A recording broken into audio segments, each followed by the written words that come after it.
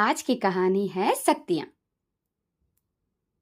ये उस समय की घटना है जब ईश्वर ने मनुष्य को बनाया था। कहते हैं कि जब वे मनुष्य को धरती पर भेज रहे थे तो उन्होंने तरह तरह की चीजें उसे दी थी, जैसे कि सुनने की और बोलने की शक्ति, देखने की, सूंघने की और महसूस करने की शक्ति। फिर उसके हृदय में बहुत सी भावनाएं दी, जैसे कि प्रेम, लगाव, घृणा, ईर्ष्या वगैरह वगैरह। मनुष्य को सोचने समझने की शक्ति भी दे दी गई।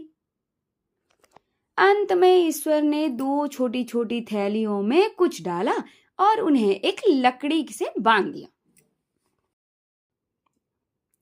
एक थैली में थी मनुष्य की अपनी गलतियां। ये थैली ईश्वर ने लकड़ी के आगे वाले सिर पर बांधी।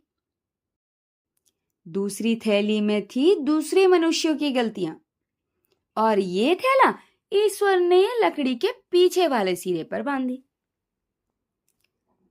ईश्वर जब मनुष्य को ये लकड़ी दे रही थी तब भूल से मनुष्य ने लकड़ी को घुमाकर अपने कंधे पर रख लिया।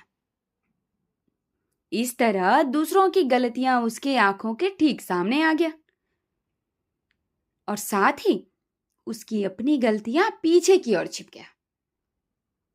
तब से मनुष्य वो लकड़ी ऐसे ही लेकर घूम रहा है। इसलिए हर मनुष्य को दूसरों की गलतियां तुरंत नजर आ जाती है और अपनी गलतियां को वो जल्दी देख ही नहीं पाता। जो मनुष्य अपने सोचने समझने की शक्ति का प्रयोग कर लेता है वही अपनी गलतियां समझकर उन्हें सुधार सकता है। ईश्वर ने हमें कई तरह की शक्तियां दी हैं।